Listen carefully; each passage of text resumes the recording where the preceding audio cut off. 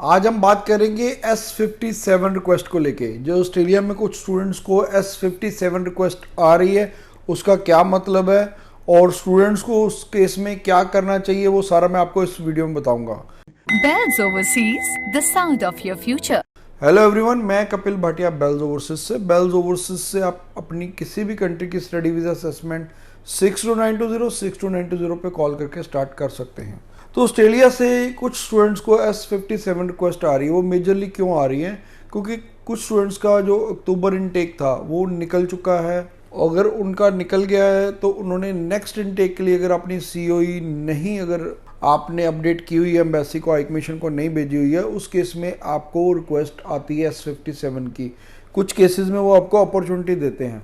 जैसे ही आपका इनटेक निकल जाता है तो आपका अगर नेक्स्ट इनटेक की आप COE आपकी डेफर होती है तो आपको इमीडिएटली हाई कमीशन को अपने आप अपडेट करना चाहिए, इन्फॉर्म करना चाहिए।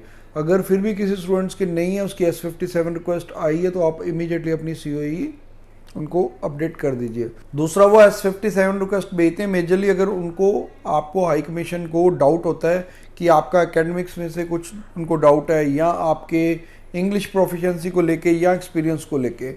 तो मान लीजिए सपोज आपका अगर 12th का सर्टिफिकेट है, वो उनको लग रहा है कि ये ओरिजिनल नहीं है, तो वो आपसे मांग सकते हैं कि आप इसकी क्लैरिफिकेशन दीजिए। उसमें वो एक आपको पर्टिकुलर टाइम पीरियड देते हैं कि 1 वीक से लेके 1 मंथ तक। मान लीजिए उन्होंने आपकी 12th की मांगी है कि हाँ जी मार्कशीट आपकी सही नहीं लग रही, तो आपको उस केस में अपना जो भी बोर्ड से आपने किया है या स्कूल से किया है वहाँ से लिखवा के भेजना पड़ता है दोबारा। और आप जितने एडिशनल डॉक्यूमेंट्स देंगे, सपोज आपने डिजी लॉकर में भी किया हुआ है उसको डाउनलोड, वहाँ का भी प्रूफ भेज दीजिए। स्कूल से भी लिखवा लीजिए, अगर बोर्ड से पॉसिबल वो भी लिखवा के, वो जितने पीरियड में उन्होंने आपको बोला है कि 1 वीक से लेके 1 मंथ का टाइम जो दिया हुआ है, उसमें कितने भी दिन बोलते हैं, सपोज 10 डेज बोला, तो 10 डेज के अंदर अंदर ही जितनी जल्दी हो सकता है आप उनको भिजवा दीजिए। इसी तरह वो आपसे एक्सपीरियंस के रिगार्डिंग भी मांग सकते हैं, आपकी इंग्लिश प्रोफिशिएंसी के रिगार्डिंग भी मांग सकते हैं।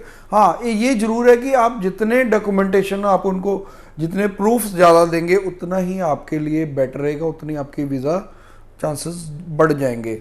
और इसका कारण क्या होता है? कारण है कि कहीं ना कहीं उनको डाउट है उस चीज़ पे, तभी वो आपसे S57 की रिक्वेस्ट करते हैं। जिस भी स्टूडेंट्स की S57 रिक्वेस्ट आई है उसको आपके पूरे जेन्युइन प्रूफ के साथ, विद डॉक्यूमेंट्री प्रूफ के साथ ही एम्बेसी को रिप्लाई करना है, तभी आपका रिजल्ट पॉजिटिव रहेगा। और वैसे ही स्टूडेंट्स को ज़्यादा चिंता करने की जरूरत नहीं है, वो सभी स्टूडेंट्स को नहीं भेज रहे हैं, सिर्फ रेंडमली कुछ एक स्टूडेंट्स को ये रिक्वेस्ट आ रही है, तो स्टूडेंट्स को बिल्कुल भी पैनिक होने की जरूरत नहीं है। बाकी स्टूडेंट्स के नॉर्मल रिजल्ट्स आ रहे हैं और रेगुलर रिजल्ट्स आ रहे हैं, डोंट वरी एट ऑल।